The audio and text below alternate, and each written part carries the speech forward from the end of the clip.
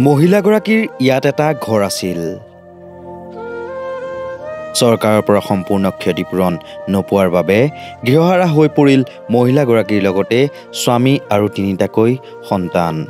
নাম তেওঁৰ পদুমী দাস। পলাশবাৰী সমষ্টিৰ তাৰাপতি চৌধুৰীপাৰাৰ এই স্থানতে আছিল তেওঁলোকৰ মৰমৰ ঘৰখন। ভগৱতী পৰাৰ পৰা বঙৰালৈকে নিৰ্মীয়মান 4 লেনযুক্ত ৰাষ্ট্ৰীয় ঘাইপথৰ বাবে উচ্ছেদ কৰা হ'ল বহু লোকৰ গৃহ, গোহালি, লেট্ৰিন, বাথৰুম, তামোলবাৰী, নেমুবাৰী সকলো। ৰাষ্ট্ৰীয় ঘাইপথ প্ৰাধিকৰণে ৰাজপথ নিৰ্মাণৰ বাবে উচ্ছেদ ঠিকেই কৰিলে, কিন্তু উচ্ছেদৰ পাছত ক্ষতিপূৰণখিনিহে ভালকৈ নিদিলে, যাৰ বাবে গৃহহাৰা হৈ এতিয়া পৰিয়ালসহ মাতৃৰ ঘৰতে দিন কটাবলগীয়া হৈছে এইগৰাকী পদুমী দাসে। পদুমী দাসৰ স্বামীও বিশেষভাৱে সক্ষম বাবে ঘৰতে বহি কটাবলগীয়া অৱস্থা। তিনিটাকৈ সন্তানৰে এতিয়া ঘৰ মাটি হেৰুৱাই দুৰ্বিষহ জীৱন অতিবাহিত কৰিবলগীয়া হৈছে পদুমী দাসে। ঘৰ মাটিৰ বাবদ চৰকাৰৰ ফালৰ পৰা লাভ কৰিলে মাত্ৰ 5 লাখ টকা।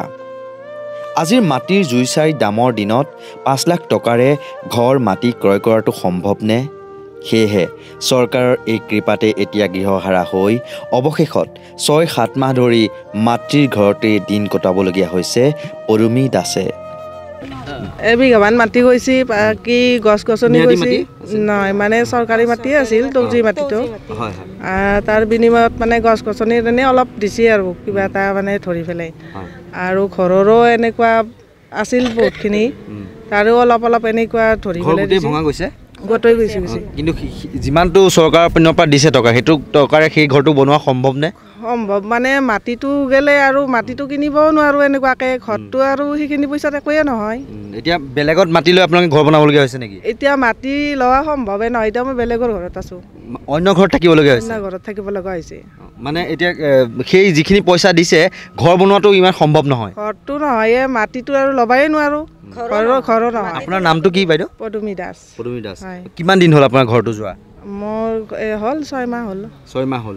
আৰু 6 মাহলৈকে তাৰমানে এতিয়া বেলেগৰ ঘৰত আছে? বেলেগৰ ঘৰতে আছোঁ। আৰু আপোনাৰ হাজবেণ্ডো মানে হেৰি ভৰি এখন খৰা হৈছে, মানে একো কৰিব নোৱাৰে সেনেকৈ, আৰু ল'ৰা ছোৱালীও 3টা, এতিয়া মানে একো মানে হেৰি নাই আৰু। ঘৰটো কোনখিনিতে আছিল আপোনাৰ? মোৰ এইখিনিতে আছিল। এতিয়া কাৰ ঘৰত আছে? এতিয়া মাহঁতৰ ঘৰত আছোঁ। অলপ দূৰ আছে ইয়াৰ পৰা? অলপ দূৰ আছে। পকা মানে হাফৱাল আছিল। হাফৱাল আছিল। কিন্তু এতিয়া সেই যিমানটো কিমান দিছে চৰকাৰে, এইটো আমি জানিব পাৰিম নেকি? 5 লাখ টকা হৈছে। 5 লাখ দিছে, কিন্তু সেইটোৱে সম্ভৱ নহয়? সম্ভৱে নহয়। মানে মাটি বাৰী কিনি পেলাই ঘৰ বনোৱাটো সম্ভৱ নহয়? গঁৰাল আছিল, মানে দমকল আছিল, পানী পায়খানা আছিল, আৰু এনেকুৱা সৰু ঘৰো আছিল, 3-4 ৰুমৰ মানে কি হাফৱাল দিয়া এনেকুৱা ঘৰ আছিল, একো মানে নাপালোঁ। আৰু মাটিখিনিৰ দামটোতো নাপালেই, মাটিটো আৰু নাপাঙে, নিদিয়ে। এতিয়া 5 লাখ টকা সম্ভৱ হয়? আপোনালোকে কওকচোন। ইপিনে পদুমী দাসৰ সমান্তৰালকৈ তাৰাপতি চৌধুৰীপাৰাৰ বহু লোকে মাটি বাৰী হেৰুৱালে যদিও 6-7 মাহে লাভ নকৰিলে কোনো ধৰণৰ ক্ষতিপূৰণ। আজি দিম কালি দিম বুলি কৈ আহে যদিও চৰকাৰৰ বৰমূৰীয়াৰ পৰা লাভ নকৰিলে ফুটাকুৰি এটাও। চৰকাৰৰ পৰা কিবা পাইছে? আমি একো পোৱা নাই, একো পোৱা নাই। চৰকাৰে বাৰে বাৰে ছাৰ্ভে কৰিব পইচা দিম এনেকুৱা কৰে। তাৰে পিছত যেতিয়া ছাৰ্ভে চব খুটি মাৰা হ'ল, তাৰে পিছত নটিচ আহিব কৰি আজিকালি নটিচো নাই, একো নাই। এতিয়ানক গেলি আমি 1 টকাও পোৱা নাই। আৰু গছ চছ যে কটা গ'ল বা মাটি বাৰীও গ'ল, তাৰ বাবদ কিবা ক্ষতিপূৰণ একোৱে দিয়া নাই? একো দিয়া নাই। আমাৰ হেৰি তামোলৰ বাগান আছিল, নেমু চেমু আছিল। দিম বুলি কৈছিল নে নাই? দিম বুলি কৈছে। নটিচ এতিয়ানক গেলি নটিচ থকা বুলি কয়, কিন্তু আমাৰ ঘৰত এতিয়ানক গেলি নটিচো পোৱা নাই, পইচাও পোৱা নাই। অন্যায় কৰিছে চৰকাৰে, ডাইৰেক্ট কৰোঁ বুলিয়ে কৰিছে। চৰকাৰখনে একদম তাৰমানে দুখীয়াৰ কাৰণে চৰকাৰ নাই।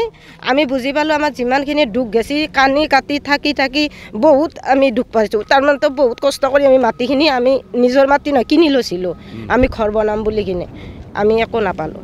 কিন্তু সেই মাটিখিনিও লৈ ল'লে ৰাস্তা বহলৰ নামত, পইচা নাপালোঁ। মাত্ৰ এইখিনি এইটো কণাটো বাচিছে, একো নাই, চব গৈছে। আপোনাৰ ঘৰ গৈছিল? ঘৰ নহয়, বাৰীতো গেছি, গাছ গাছনি গেছি, একো পইচাই নিদিলা, একোৱে নিদিলা। দিম বুলি কৈছিল নে? দিম বুলি কৈছিল, দিম দে সেনেকৈ কৈছি। ইঠান আহিব বুলি কয়, আৰু সুধিলি কয় কি আমাৰ হাতত নাই নহয়। আপোনাৰ নামটো? কুসুম দাস। কুসুম দাস।